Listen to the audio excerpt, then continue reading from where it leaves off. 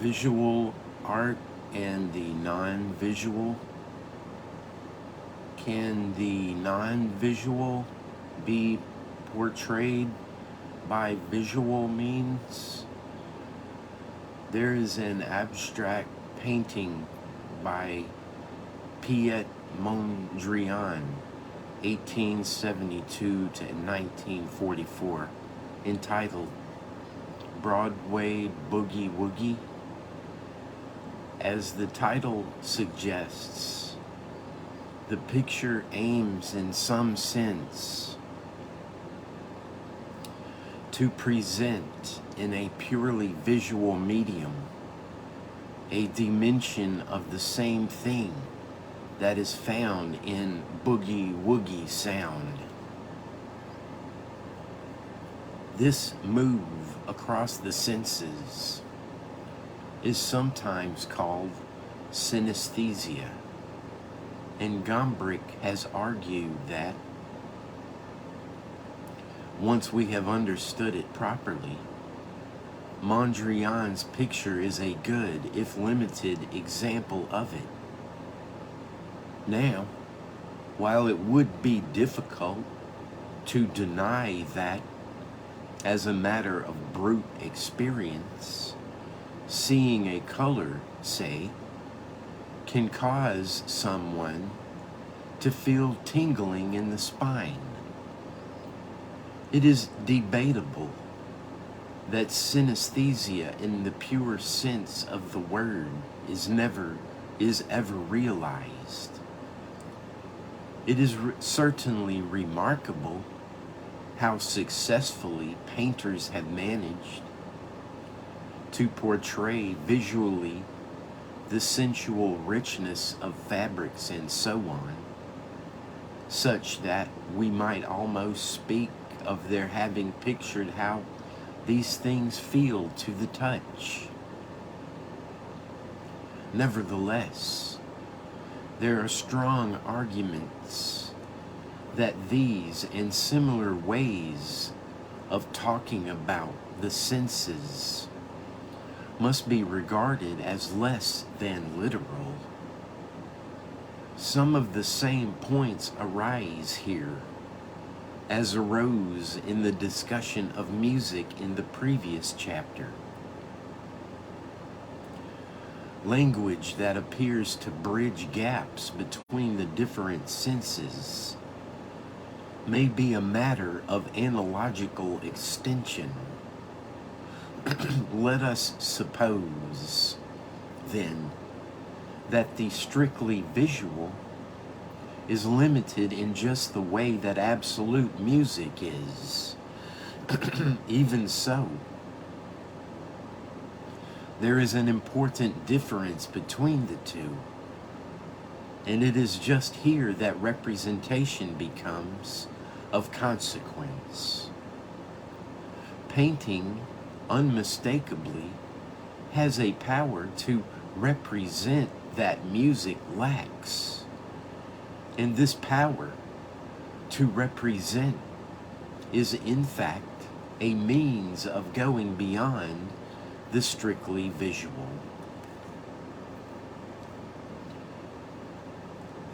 Consider a simple case. Thoughts are not visual. We can hear and understand them, but not see them.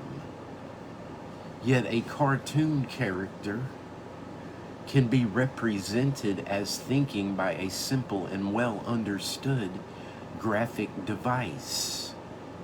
A little sequence of bubbles coming from the head.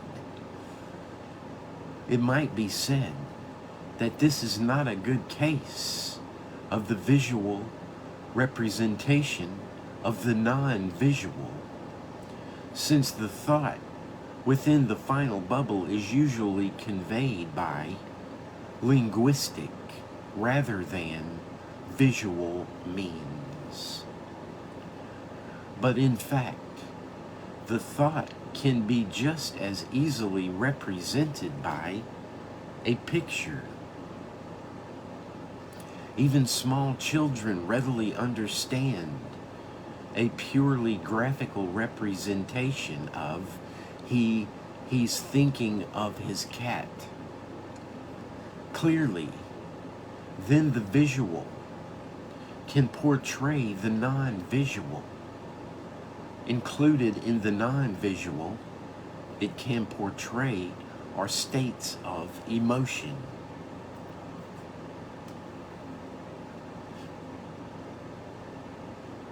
The child will just as easily interpret the cartoon as saying he's missing his cat, even when there are no verbal cues. Now, this identification is made possible by a process of highly selective representation on the part of the cartoonist. It is a remarkable fact that a few simple lines can portray a disconsolate face, and the same fact makes it possible for the cartoonist to ensure that what strikes us about the face is its disconsolateness. The cartoon is a simple example. In the history of art, there are many more sophisticated ones. Often, portraits that speak volumes about mind and temperament, Holbein's Sir Richard Southwell, or Goya's King Ferdinand VII of Spain, for example.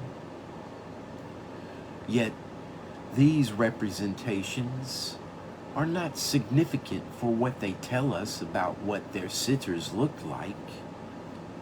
Who knows whether Ferdinand really looked as stupid, arrogant, and smug as Goya's portrait? Whether he did or did not does not matter. The aesthetic value and significance of great portraits does not lie in their faithfulness to the sitter, even if most of them are in fact faithful in this respect. Rather, to the contemporary viewers who are unfamiliar with the appearance of the original subject. Such paintings present visual images of a state of mind and character which, in a similar way to a poetic image, can alter our everyday experience, including emotional experience, by making us more aware of what that experience contains. The representative power of the visual arts enhances our understanding in precisely the way aesthetic cognitivism requires.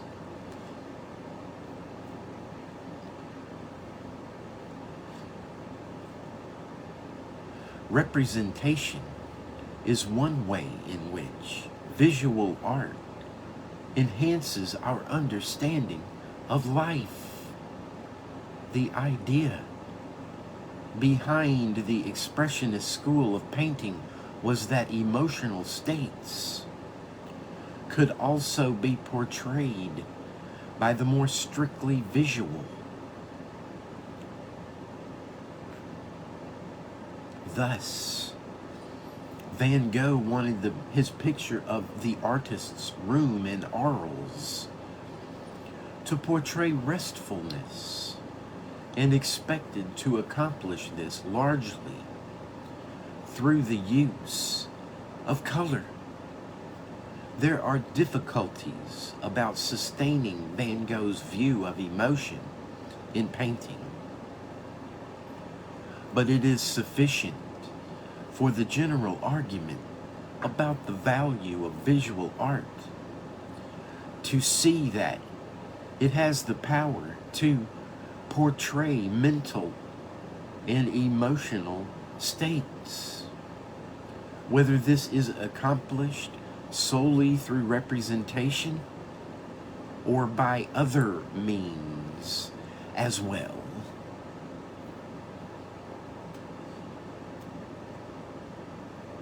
How far can this representational power go? Might it have something to offer in the way of intellectual apprehension of experience as well? Such a claim is made implicitly in a lecture to the British Academy on a cycle of frescoes by Ambrogio Lorenzetti of Siena. Quentin Skinner claims that it was Lorenzetti and not the most eminent philosophers of the 13th and 14th centuries who made the most memorable contribution to the debate about the ideals and methods of Republican self-government. This suggests that Lorenzetti's frescoes can be thought of as structured forms of argument, a suggestion confirmed by the subtitle of the lecture, "The Artist as Political Philosopher." In fact, upon examination, Skinner means to claim that an ideal of social and political life is being held up for our admiration in a dramatic way, and in his detailed analysis of the frescoes, he refers to such features as the placing of the various figures as an apt illustration of a political theory.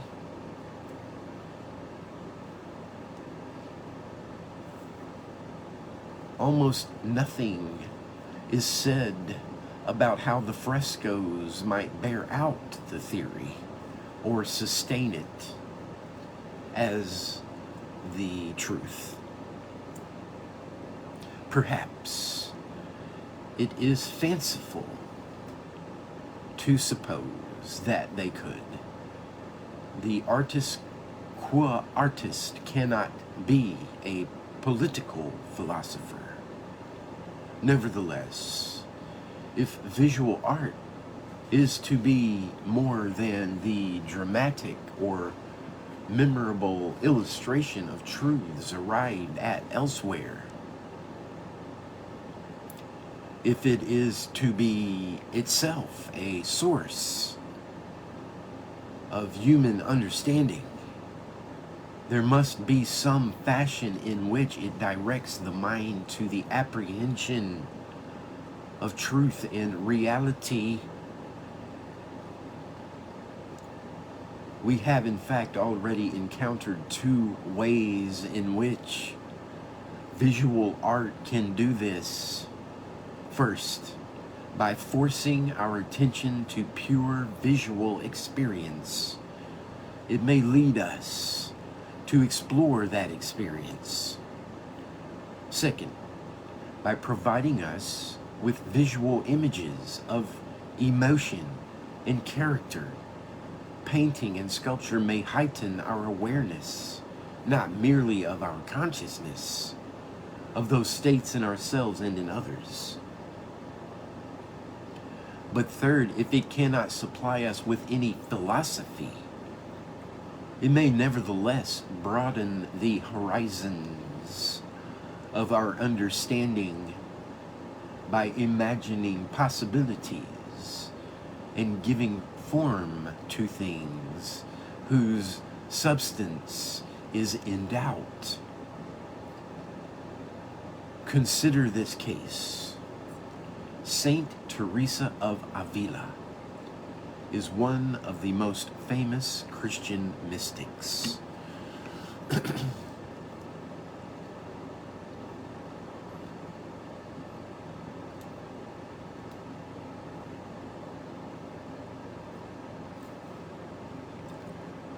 It is clear from her own account that she underwent some very intense experience. What is less clear is just how this experience is to be understood. In the descriptions she herself gives, the language used is so closely associated with sexual experience that it raises a doubt about whether her mysticism may have had its origins more in a sexual fantasy than in an encounter with the divine. But it is only a doubt, because if her experience was a mystical one of peculiar intensity, perhaps the language of sexual excitement is the best available substitute, though a poor one.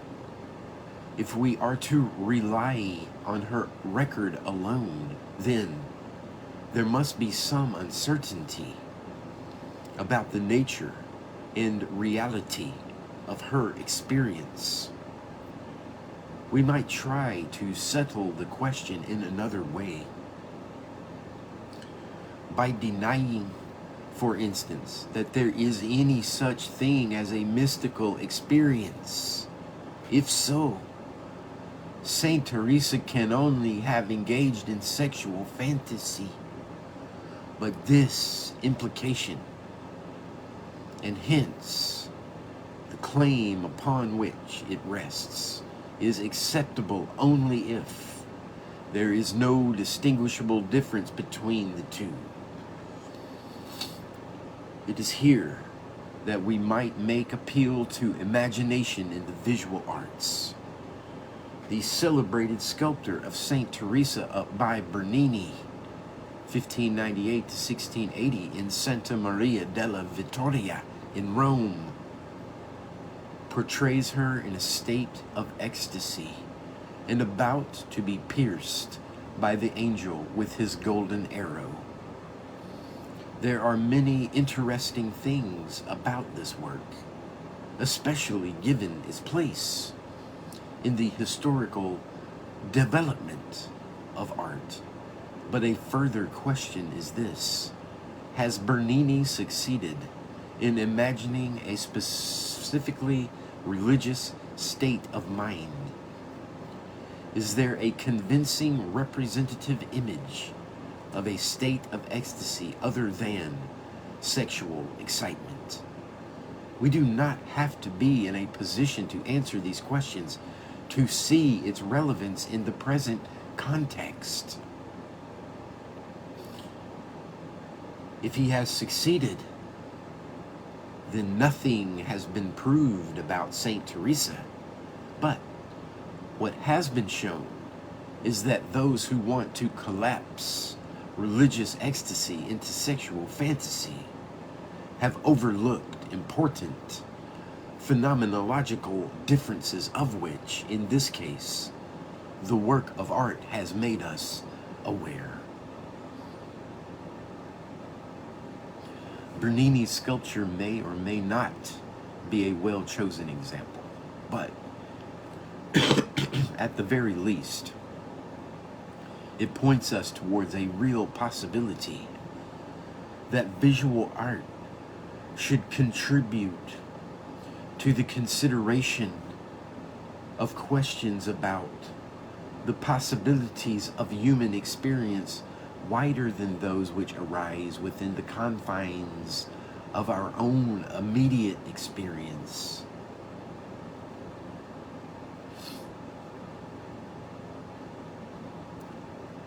If this is true, we have now seen three interesting ways in which visual art may be said to enlarge and enhance our understanding. It is important to record and underline these, because only then can we give a satisfactory explanation of relative value in the visual arts.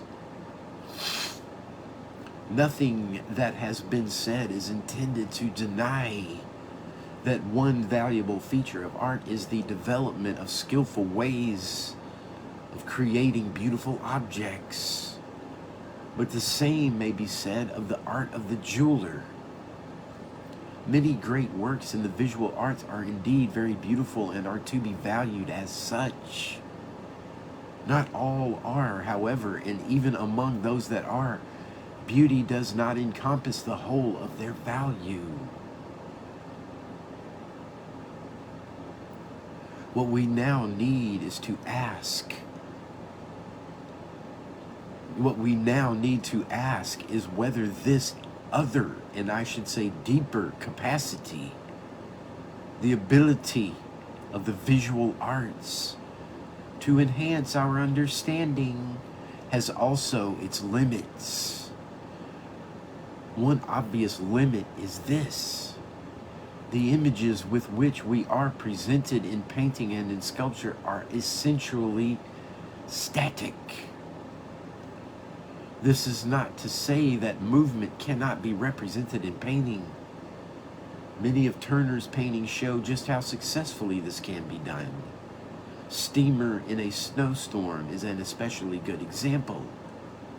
But painting cannot present us with a developing point of view, while it can underscore the significance of a particular event within a known story. No painting can itself tell the story. This is a limitation, as countless paintings of the Nativity reveal. Of course, an artist can paint a series of pictures, like the cycle of frescoes by Lorenzetti already referred to. But he must take a chance as to the order in which the spectator chooses to look at the frescoes, and indeed as to whether those who look at his work continue to see the paintings as importantly related in sequence.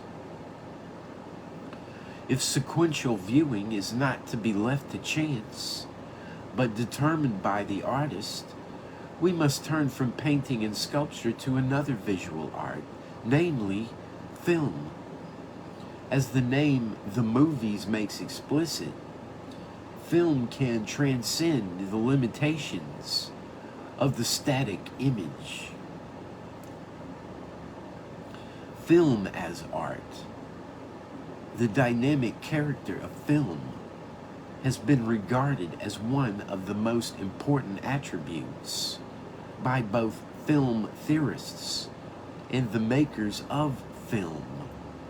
The French film critic and theorist André Bazin says, "Photography is a feeble technique in the sense its instantaneity compels it to capture time only piecemeal. The cinema, by contrast, makes a molding of the object as it exists in time and, furthermore, makes an imprint of the duration of the object." In similar spirit, the great Russian director Sergei Eisenstein identifies the peculiar strength of montage in the succession of filmic images. The spectator is compelled to travel along the self-same creative road that the artist traveled in creating the image.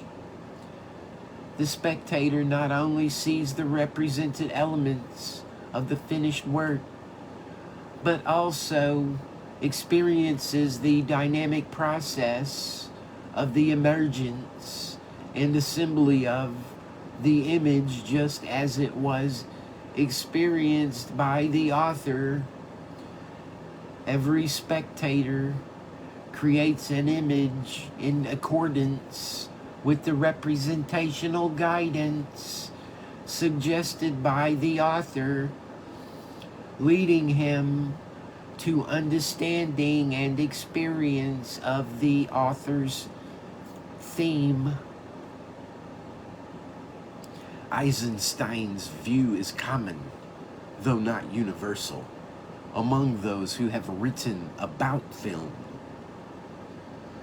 In order to understand his view in its proper context, we need to begin by looking at a more skeptical question. The claim that film may be a more powerful visual art form than painting makes the assumption that film is indeed an art form. This has been doubted and continues to be doubted in some quarters. The basis for this doubt usually arises from the fact that photography is a mechanical art and the corresponding belief that it employs a purely causal process into which artistry cannot enter.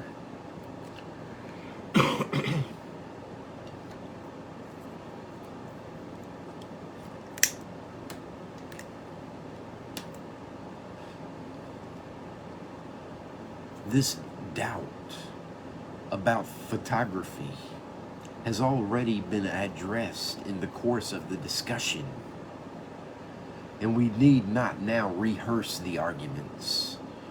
It seems to me evident, number one, that choice and deliberation enter into photography in ways that clearly correspond to all the other arts, and that causality in art is not restricted to photography. As Noel Carroll remarks, when I write a novelistic description of a room and my fingers touch the keyboard of my IBM typewriter, the process of printing the words is automatic. Is the mechanical process between me and the final text any less automatic with the typewriter than with the camera? It is worth adding that arguments against photography as an art form could not, in any case, be applied without amendment to cinema. For although it is true that most contemporary cinema is photography based, its origins lie in the development of moving pictures and projection, not photography. And to this day, some animation continues to exploit the development of cinema without recourse to photography.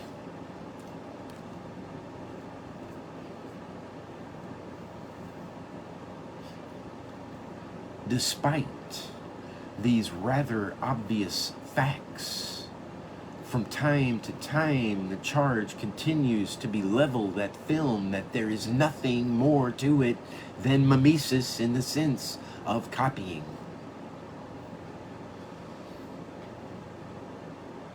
We point the camera and mechanically record what is in front of it. This recurrent doubt is partly explained by the attitudes of those who first used photographic film as a medium.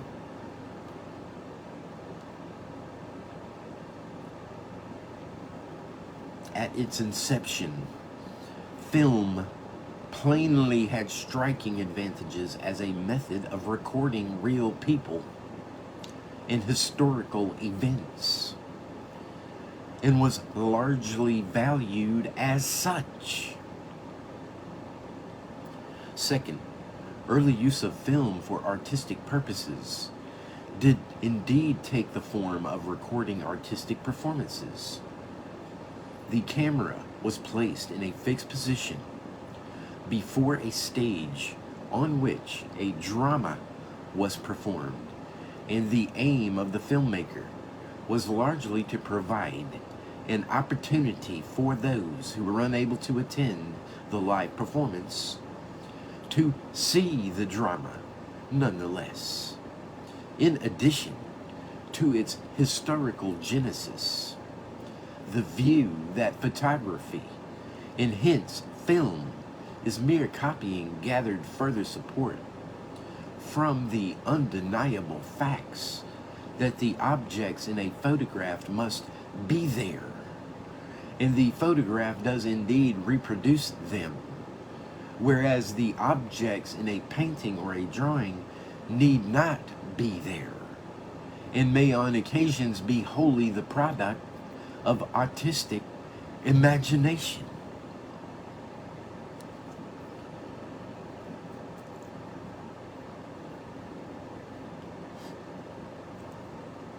Montage versus long shot.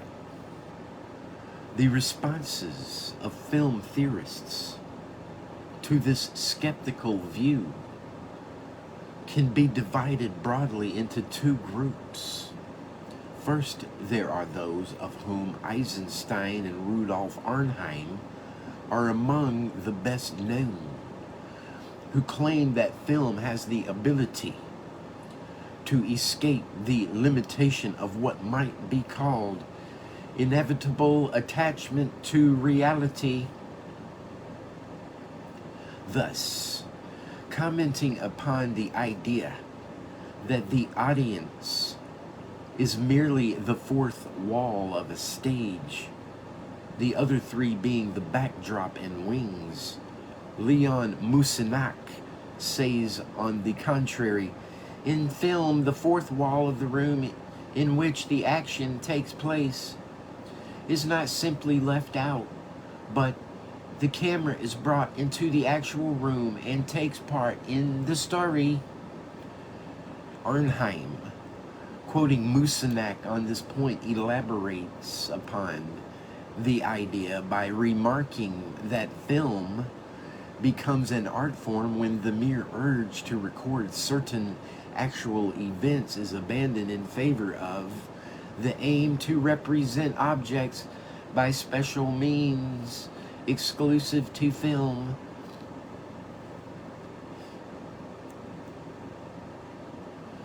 These means obtrude themselves, show themselves able to do more than simply reproduce the required object.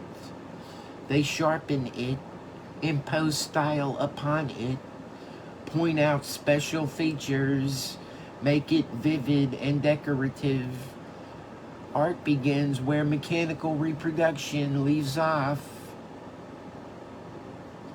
Arnheim's answer to the skeptic, then, is to insist that film can leave mechanical production behind, and in this way, film becomes an art form. A contrary view is to be found in the voluminous writings of André Bazin. Bazin thinks that it is precisely the ability to copy what is there that gives film its special role as an art form. The aesthetic qualities of photography are to be sought in its power to lay bare the realities.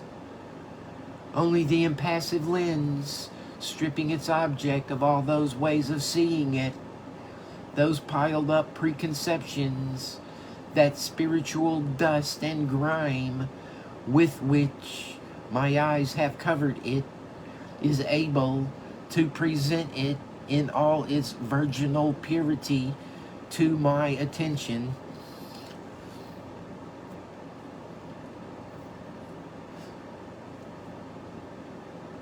These two lines of thought are in large part reflections of different styles of filmmaking,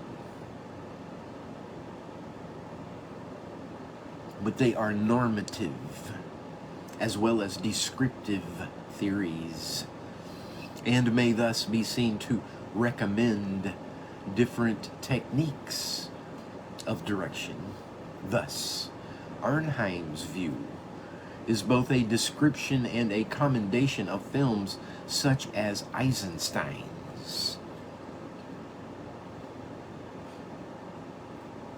In these, the device of montage a rapid series of short shots is used extensively to focus the spectator's attention and sharply to drive it through a selection of specific images. Montage departs from how things really are, since we do not see the world as a series of discrete visual episodes, and since in Arnheim's view, the art in film depends upon such departures from reality. Montage is to be commended in the construction of film. Bazin's theory, on the other hand, reflects the style of filmmaking dominant in America in the 1950s, in which much use was made of medium and long shots, which present a wide and continuous visual field. And this is just the sort of realistic filmmaking Bazin commends. To appreciate the contrast at work in these two views, consider the following simple episode. A family is having a picnic by a river. Unnoticed by her parents, the little girl is stumbling perilously near the water. The family dog barks and runs to the child. The parents are alerted and bring her out of danger. In a long shot of this episode, the camera and the scene would be so arranged that all the actors would be visible all the time. The camera might focus more clearly on one or the other from time to time, but at no point would anything be out of view. To treat the same episode in montage, there would be separate shots of the family, the child, the parents, the dog, the rescue. One obvious difference between the two techniques is that montage focuses the spectator's attention in a way that long shots do not. Those like Eisenstein's and Arnheim, who favor montage, do so because it enables the filmmaker to select and emphasize what they want the spectator to see. It is essential, Arnheim says, that the spectator's attention should be guided. In the episode just imagined, montage makes clear the role of the dog's barking. By contrast, Bazin and others favor long shot over montage chiefly because, they allege, this is how we actually see things.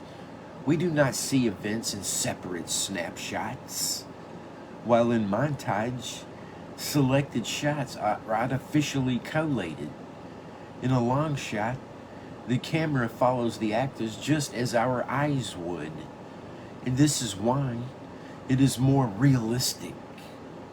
More importantly, perhaps, they reject deliberate selection on the part of the filmmaker, believing it desirable to preserve a measure of uncertainty in order to preserve the spectator's freedom of interpretation.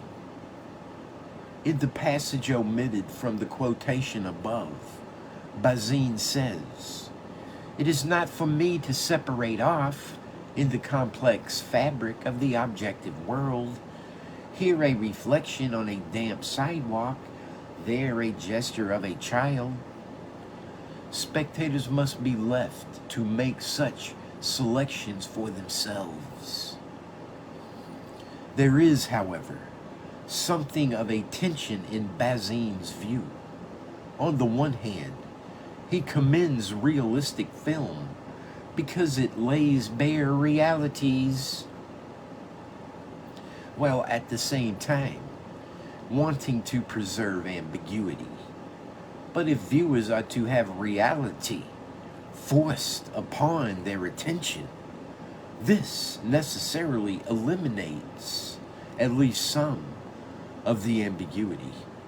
It is not hard to see that at the level which matters, the dispute between montage and long shot is based upon a false dichotomy. Many of the differences between montage and long shot are matters of degree rather than kind, and the exclusive merits of each need not be in competition. The length of a shot is to be understood as merely the time given to the spectator, and this can obviously be longer or shorter. In montage, it is less, in long shot, more. But there is no radical difference between the two. If the collation of short shots serves some purposes and the presentation of long shot others, a director is free to employ both at different points in the film. Bazin thinks that the ability of film to copy gives it the means to direct our attention to reality. He would, of course, be wrong to draw the implication that the director is in any sense passive. The plot, direction, angle, and focus of every long shot still has to be worked out.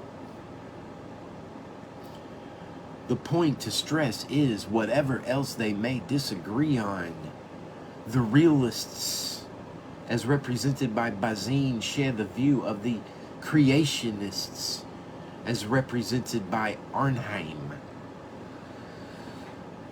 The value and interest in film are in its revelatory properties, and these properties derive a large part from artistic use of the camera.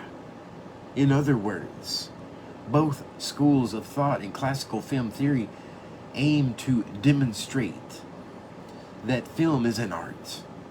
One, by showing how far the use of camera enables us to depart from mere reproduction. The other, how the peculiar power of photographic reproduction gives film an artistic advantage that other art forms cannot enjoy.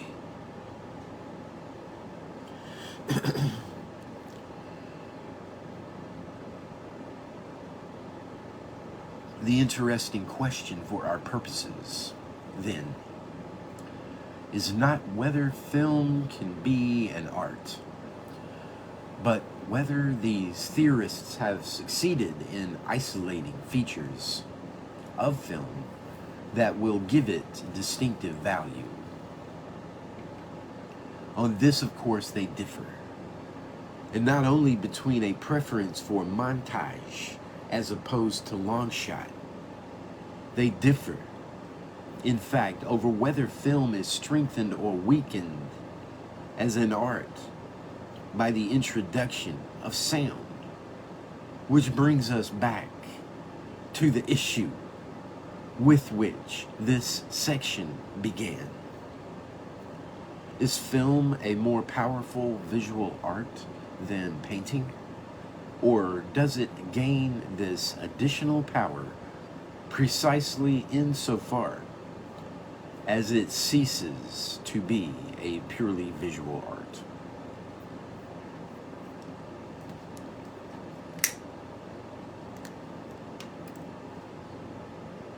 Talkies. Arnheim believed that with the introduction of sound, the art of film had effectively been destroyed just when its truly artistic purposes had begun to be realized. His principal reason for thinking this Was his belief partly that black and white film without stereoscopic vision can provide unique visual experiences? And partly because film offers us a way of exploring the visual dimension of experiences that are not purely visual in reality. He gives the following example of the first. In Jacques Feder's Les Nouveaux Messieurs, two lovers are seen in conversation with their heads close together. Then a close-up is shown in which the picture is covered by the dark silhouette of the back of the man's head, the camera being placed behind him, and this head partially conceals the woman's full face, of which the remainder is seen in bright light. The reduction of depth serves to emphasize the perspective superposition of objects.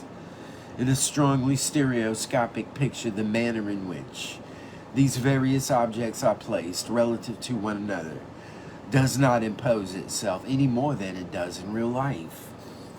The concealing of certain parts of the various objects by others that come in front of seems chance and unimportant. Indeed, the position of the camera in a stereoscopic picture seems itself to be a matter of indifference, inasmuch as it is obvious that there is a three-dimensional space which may just as easily, and at the next moment probably will, be looked at from another point of view. However, the effect of depth is almost negligible. The perspective is conspicuous and compelling. There is no leeway between the objects. They are like flat surfaces stuck over one another and seem almost to lie on the same plane. Thus, the lack of depth brings a very welcome element of unreality into the film picture. Formal qualities such as compositional and evocative significance of particular superimpositions acquire the power to force themselves onto the attention of the spectator. A shot like that described above, where half of the girl's face is cut off by the dark silhouette of the man's head, would possess only a fraction of its effectiveness if it were a strong feeling of space. One of the examples Arnheim gives of the second special effect of film, namely, to draw attention to non-visual phenomena in visual terms, is now well known. A revolver shot might occur as the central point of a silent film. A clever director could afford to dispense with the actual noise of the shot. In Joseph von Sternberg's The Docks of New York, a shot is very cleverly made visible by the sudden rising of a flock of scared birds. What Arnheim is chiefly concerned with, and spends a long time detailing, is the peculiar power of film as a visual art. In his view, technical advances in film making, especially color and sound, threatened this status precisely because they allowed greater naturalism. To the realists, by contrast, they promised greater representative power.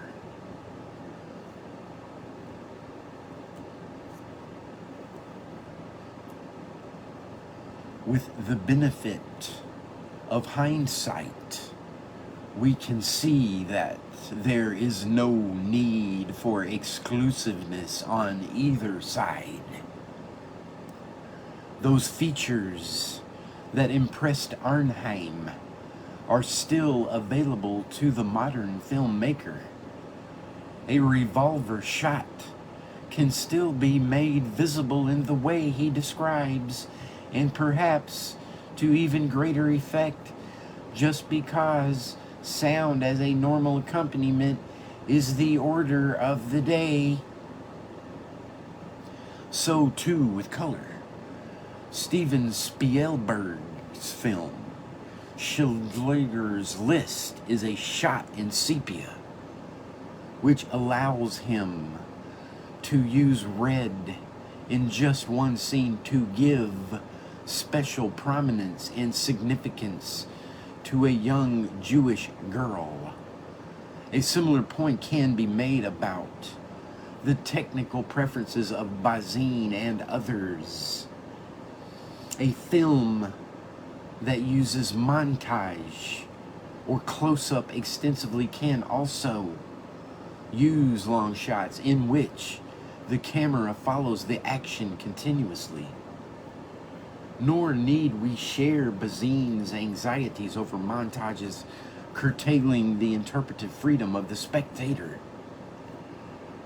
Interpretive freedom, if it is indeed properly thought of in this way, merely enters at a higher level in understanding the significance rather than the content of the images in montage.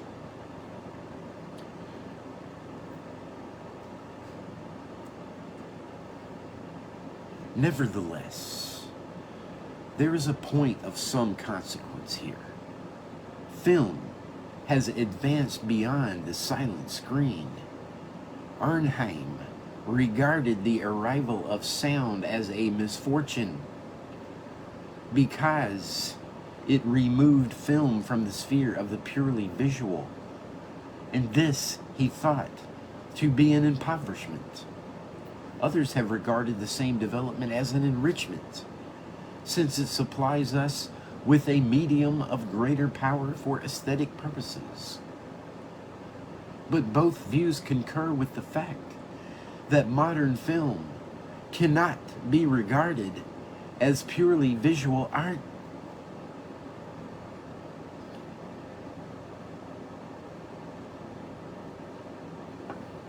Does this matter? In one sense, contrary to Arnheim, it does not.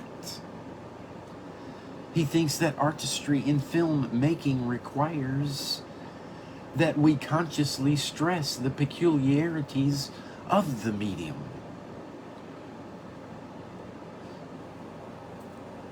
But he gives no reason for this. And his examples and explanation of artistry in filmmaking aim to show only that films can go beyond mere recording to accomplish artistic purposes. He appears to conflate the idea that film has distinctive ways of achieving such purposes with the idea that it is only through these distinctive methods that film can achieve them. But this is obviously wrong. We can agree that montage is a method unique to film, and at the same time hold that an accompanying soundtrack can make a film sequence still more arresting. To appreciate film as an art, we certainly need to stress its distinctive powers.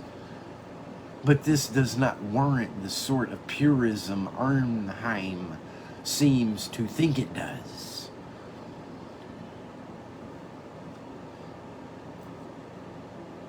On the other hand, it is true that modern film has gone beyond the purely visual. While the techniques of close-up, montage, special lighting, and so on are important, acting, dialogue, and soundtrack are no longer mere additions, but integral parts of filmmaking. It is odd that Arnheim should have regretted the introduction of sound, since the soundtrack of a film is no more mere recording than is the photography, and can be used in many of the ways that Arnheim thinks important. Aural montage is a familiar and useful technique, loud noises can be used to much the same effect as the looming shapes he discusses.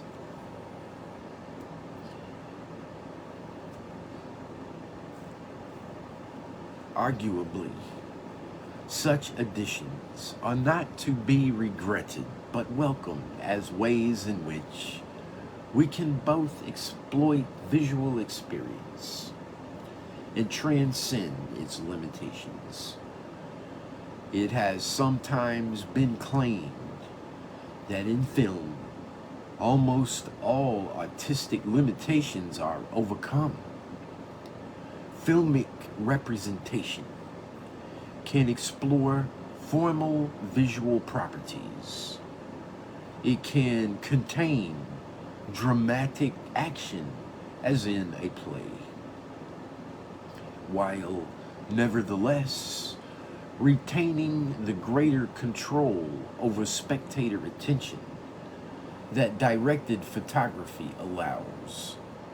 It provides the fullest possible context in which dialogue is made significant.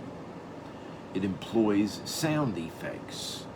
It adds music to visual images, thereby intensifying their evocative power. In short, film is the super medium, the sort of thing that Wagnerian opera aimed, but arguably failed to be. Viewed in this way, Arnheim's anxieties about departing from an original purity are unfounded and misplaced. Every technical advance is a gain.